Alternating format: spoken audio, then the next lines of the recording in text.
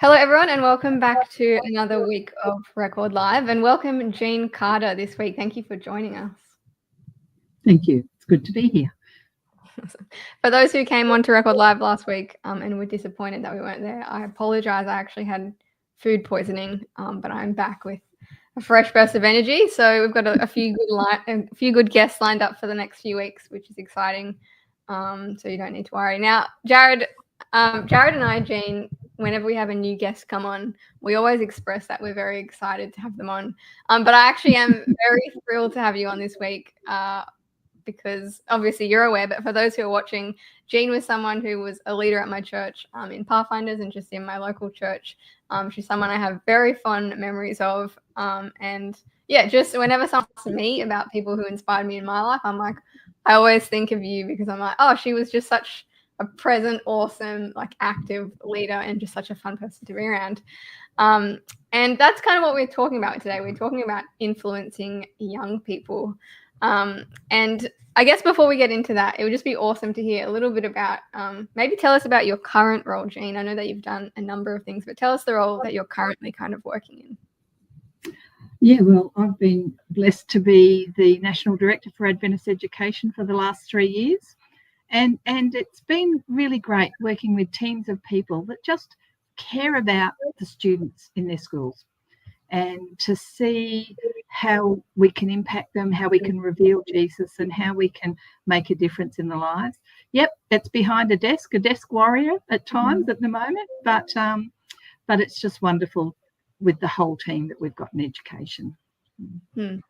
Yeah, I'm sure your role has changed a lot over the years from being very hands-on to now being behind a desk, and I'd be interested in hearing a bit more about that later. But you are about to step into a new role as head of the School of Education and Science at Avondale University.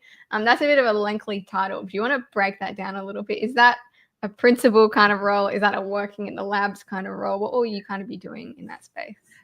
It's just looking after the team in education at Avondale, so the teacher training, and in the science department.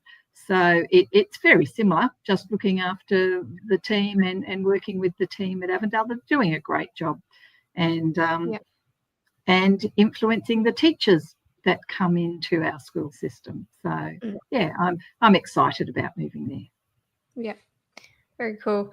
I'm curious to know, I was thinking about this earlier, a lot of people I feel step into children's ministry or youth ministry or whatever because they have kids and they're sort of obligated to help in some way. What was kind of I know you've been doing stuff with children and youth and education for a long time. What was kind of the inspiration at the start of this? Because you obviously have a lot of passion for young people. What kind of brought you into that area? Look, right from when I was a kid, right from 5 years old, I've got 2 older sisters, and I was the one that would sit them down and teach them. And I was the one that I just wanted to be a teacher my entire life. And I went to a small church when I was a kid, and early in my life, my father passed away. And my mother didn't drive or anything, and I was just very passionate about Pathfinders and JMVs back then, JMVs and Pathfinders. And the church members took me under their wing and took me to Pathfinders and made sure I had a ride and could go everywhere and help. And I just loved Pathfinders, adventurers, and the church. Even when I was 16, they asked me to be the pre-JMV leader at that time in the church. And there was a man, Mr. Chew and Mr. Weir, who used to just be in the background, the adult support, while we ran the pre-JMVs. And I just loved it. I love working with kids and helping them to see that church is fun and that God is a person who isn't that serious man with the finger shaking, but is someone who just loves you and loves life and loves fun. That's awesome. I don't know if this is the same Mr. Chew that I also know about. Yes, it is. That's awesome. Do you think, obviously, you had great people in your life who looked after you and mentored you as well? And you mentioned that idea of showing that Jesus isn't this guy in the sky pointing his finger. Do you think that those people also demonstrated that kind of character of God in the way that they treated you as well? Very much so. Each one of them I can see as they were happy to be a little bit different. I always like to sort of do a little bit different things in kids' stories or church, present them a little bit differently. And some members would go, tut, tut, you can't do that in church. But these folk that I've mentioned were just supportive. They said, no, look, it isn't biblical. You're not doing anything wrong. It's just different. And some people are a little bit afraid of different, but kids tend to love something different. And so each one of them just showed a picture of God that was very loving, encompassing, still an important person to respect, but someone that just loves you immensely. So, yeah, they did, very much so. That's awesome. Is there anyone that, as you've gone about your various roles, that you've kind of held in your mind as someone who has been, I don't know, like a representative of a good leader or a good mentor for young people for yourself? I could probably name a lot. And starting with Norm Chu, with John Morris, at church with Andrew Wong, all people that just nurtured and cared for me and set me on the straight and narrow in so many different ways. And then moving into my professional career, people like Don Roy, John Hammond, Daryl Murdoch, just wonderful people who have guided me and led me right through my career.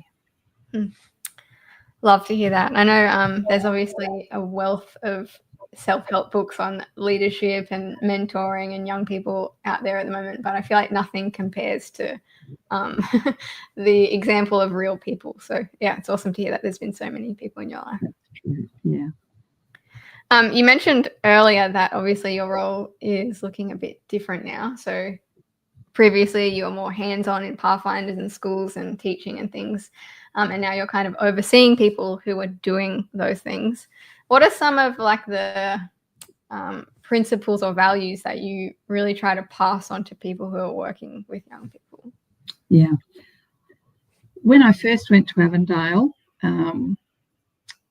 with the young teachers that were just graduating, I gave them a little dog tag as a farewell gift that said, always love your students, because it doesn't matter. You can learn anything, but you have to have a heart to love your students. And so right through, I think that's the key for me to everything. You actually want to do this job because you love them. And if you love them, you will really try to do the best for them in all sorts of ways, in academic, in spiritual, in social. And interestingly, one of the students that was in that first class just saw me, because I'm talking maybe 30 years ago now, just saw me the other day and showed me the dog tag she still has on her keychain. And so I thought, she said, every time I unlock my school door, I see that, always love your students. Always love your students. What do you do when you have really difficult students in that case? Like, how do you, like, practically speaking, for people who have, I don't know, a student or someone in their youth group who is really challenging and who really tests their limits? How can they kind of overcome that? I started my career in single campus schools, so very small schools. So there was no choice. You had to get on with each other because that was it. It was just you and the kids. The kids, and there always are some that are a little bit different to you, but it doesn't mean they're wrong or that you're wrong or whatever. They're just different. And God loves them anyway. So how do I cope with that? And I remember very clearly in my first school, I'd arrive at school half an hour early and sit at that kid's desk and pray for them, because it's my heart that had to change to make things change.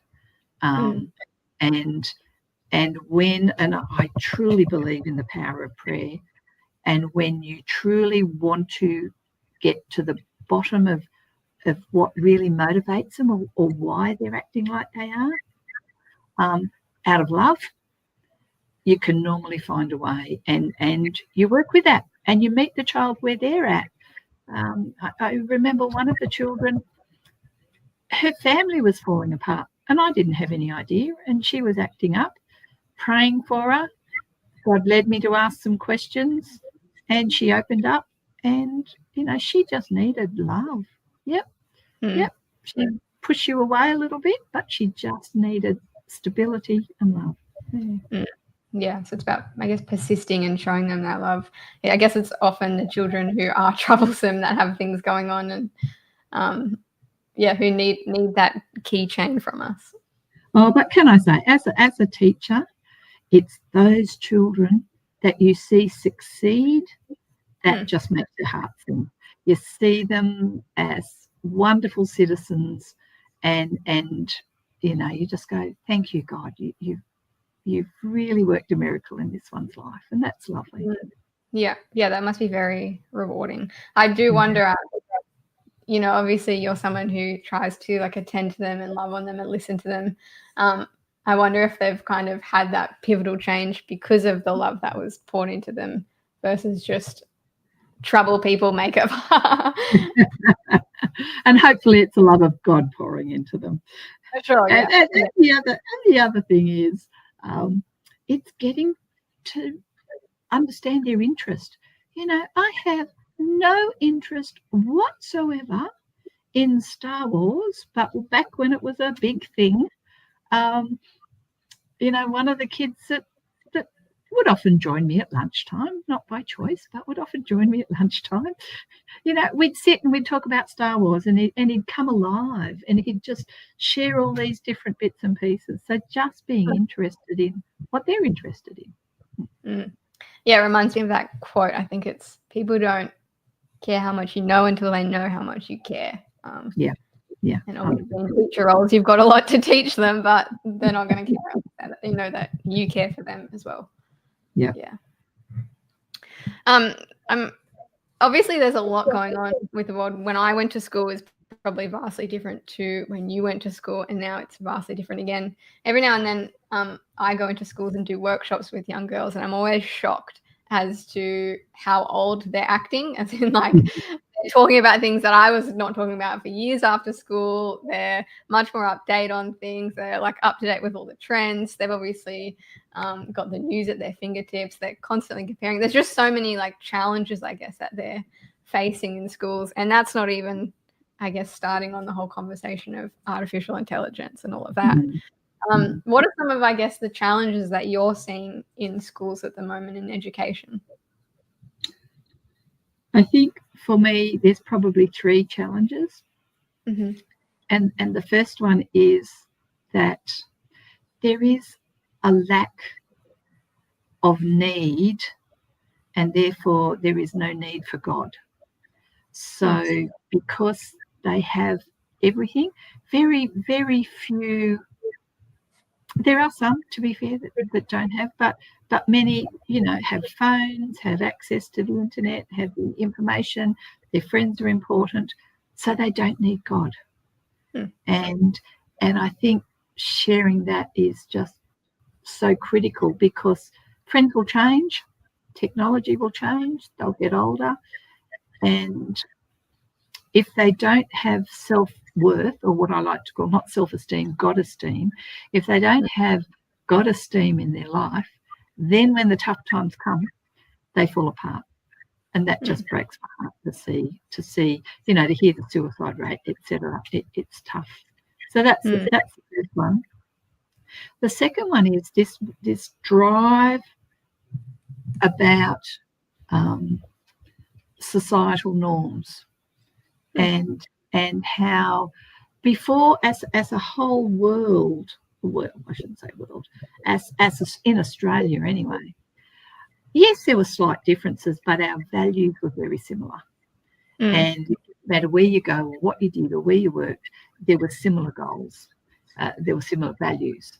Nowadays, it's really hard sometimes to speak up for what you believe, even if it's done in love, because you're cancelled in so many ways. And this cancel culture really, really hurts young people because they're in that mode of figuring out where they are in society. To know that society has cancelled them actually really, really touches out. So I think that too, we've got to make sure that they feel like they are part of a group, that what they're feeling and what they're sharing, you need to talk about issues and all the rest of it, but it's okay to share and talk through things, and to remember that the other person has feelings too, and to respect their feelings. Like, there's so much that you see on Facebook that just hurts. You can get off it, think that person you're saying that to is a real person who will hurt. And I guess the third thing is busy family lives. I believe we just need to slow down and breathe and spend time with family. And so many people resent spending time because of their other commitments or this or that then it's not quality time. And so I had a lovely song on Sabbath that was just slow down. And for me, I think we need to let our young people know that too, by demonstrating that in our families and what we do in schools as well. Yeah, I think that's really important. I think so. Lack of need, cancel culture and societal norms, and busy families, which I'm sure everyone can kind of relate to. Probably all three of those, to be honest, in some sense. And I think what's interesting about cancel culture, I've also thought back on this. I know there was an incident at a school here, like recently, where someone was cancelled, and I thought about it because when we were in school, if we made a mistake or had an argument or said something, it wasn't recorded and then blasted all over the internet like it can be today, which is just so insane. And I think something that's probably missing from that cancel culture is the idea of grace. Yeah, and if something happened at school, you could go home and be away from it and have that downtime away from it. Now you can't. It's very difficult for them. Yeah. Talk to us a little bit about, I guess, what's happening with artificial intelligence in education. I know that a lot of parents are probably concerned, or maybe even future parents are concerned about the future of technology in schools and the future of young minds. What's kind of Adventist education? What's their process or what's their plans with all that? Yeah. So we believe in everything with an Adventist filter. So for us, like computers, they're really just a pad and pen in electronic form. But there's so much you can access through them that you've got to teach how to choose what's right, how to filter out the myths, and how to actually research and read all that you find in Google with an eye that says, is this truth or is this not truth? And so those overlying principles of teaching a child how to think, coming back to Ellen White, to think and not reflect other people's thoughts, but to think for themselves, to me is critical. And when you do that, then all the technology falls into place. Computers are a great thing. Use them as a tool. Don't live on them. If you want, I don't have a Facebook account, so I'll say it out there. But if you do, or whatever other media that it is, use it. Use it for good and put it away. Have time where it's not there. Artificial intelligence, it's new for us too. So we're working through policies and what needs to happen. But I have to tell you, in a safe network, so not one that goes out to the World Wide Web. So when you're in a safe network on AI, it is wonderful. So you plug in something that you want to write and they'll spit it out for you and then make it into a PowerPoint. But again, God has given us a human brain that you must review it. You can't just accept what they've written. You must review it. You must read it. You must edit it. You must make it suitable for what you want. but use it. It's there to be used, and it's a wonderful strength as long as it is within a safe network. And that's what I love about our Adventist Schools technology team. Everything is in this safe network. And yeah, there are breaches at times, and we've got to deal with them. But overall, very, very good in what they do. Yeah, I guess it's like media literacy, which I'm sure we could all, maybe you can do an adult crash course for us as well, because I'm sure us adults need it just as much as the kids right now. But yeah, I guess like you're saying, it's about finding that balance of, oh, this is great and can be really useful for us, but we also need to find, we still need to use our brains that God has given us. Absolutely. Know when to put things away. And not live on it. You know, outside there are so many, blue and green. Get out there. This is the Live More Happy, Darren Morton's work. Get out there, breathe fresh air, get out on the grass, get out, see the sky. A little bit of that every day actually makes a big difference. And that's why with kids, so often I would take them outside to do an activity of some kind, but outside, because it makes a huge difference in their mental states. Yeah, absolutely. Such a good book. For anyone who hasn't read it, I think it's called Live More Happy. Yeah. Yeah. You've obviously been working in various roles. We've mentioned a few of them, like you've been in Pathfinders, you've been a teacher, you're now at Avondale, or about to go to Avondale. And I think many people who work with young people eventually reach a point of burnout after a few years, but you've somehow seemed to maintain this passion and this joy for what you're. How have you kind of managed to keep that up over the years? I think maybe it's good. It's actually a passion. I actually love what I do and love the students, and therefore, especially a few years ago, Pathfinder, I was doing Pathfinders, I was doing Sabbath school, and I was in school land. And people say, how can you do that, every day of the week? But I actually loved it. I think I'm a big kid. I think that's the problem. And I love having the chance to play games or do craft or tell a story or introduce someone to God or go on a hike. Or it's a reason for me, I have to say just for me because everyone's different, but it's a reason to get out there and just do something fun. And I think that's why. I know some can't do it, and that's fine, talking about kids accepting who they are, we need to accept who adults are. But for me, it was just, I actually just love doing it. And to see the smile on a kid's face when you take them camel riding for the first time, this was worth it. Yeah, living vicariously through all their first experiences. Pretty much, yeah. Well, I'm glad. I think teaching was one of the jobs that I ran from the quickest. I'm very thankful for people who are stepping into those roles. From what you've observed with working with young people, there's probably a lot of adults realistically that are listening to this. What kind of is the one thing that you want to pass on to people? I know that you mentioned like the keychain encouragement, but is there anything else that you, I guess, encourage people who are working with young adults or young people in general? Yeah, take the time. I think I'm going to repeat myself a little bit, but we'll go. Take the time to actually know the students, not to criticise their likes and dislikes, but to try and understand them. If a kid feels like they're being disapproved of, they will act up more.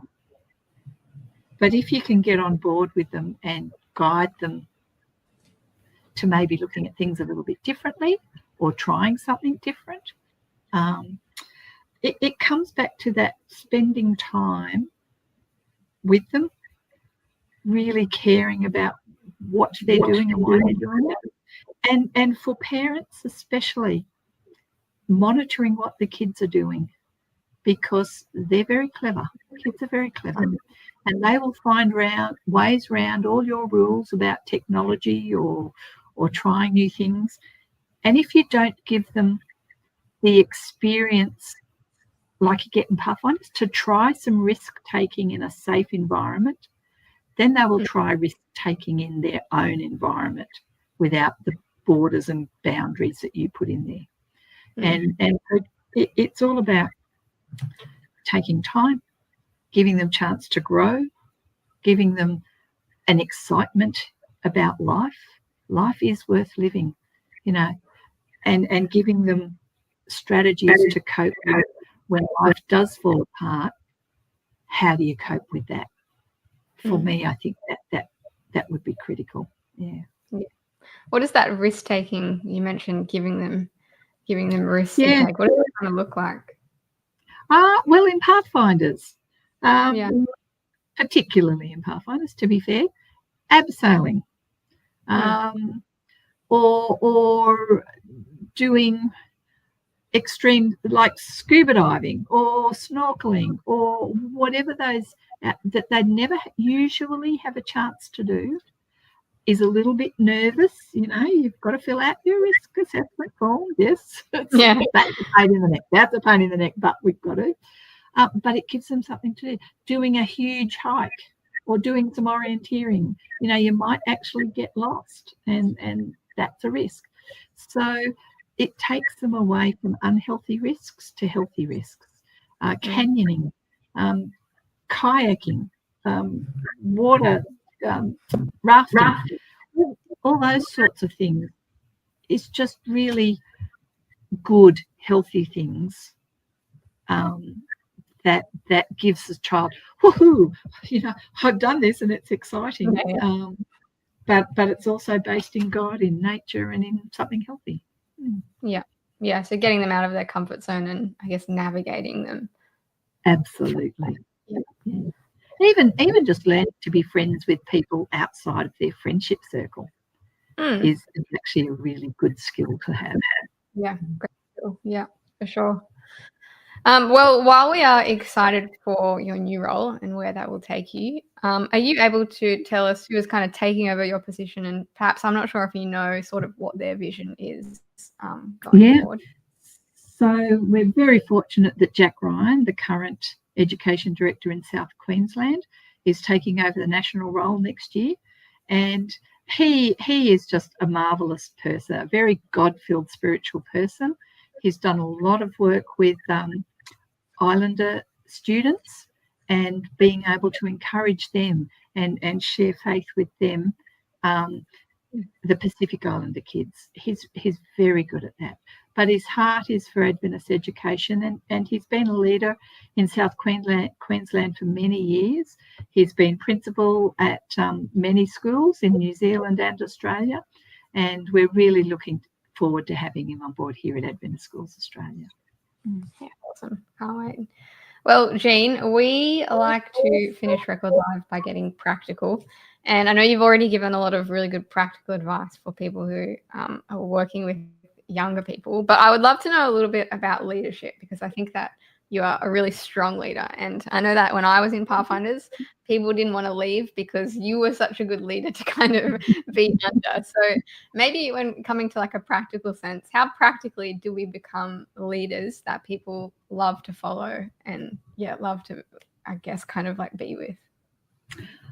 I believe that the key to being a good leader is you can be a good servant as well.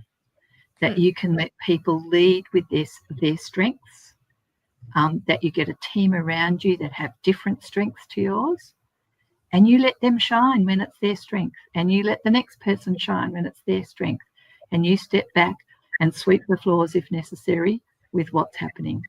And for me, that was Christ's model, and I truly believe it's a good model to have.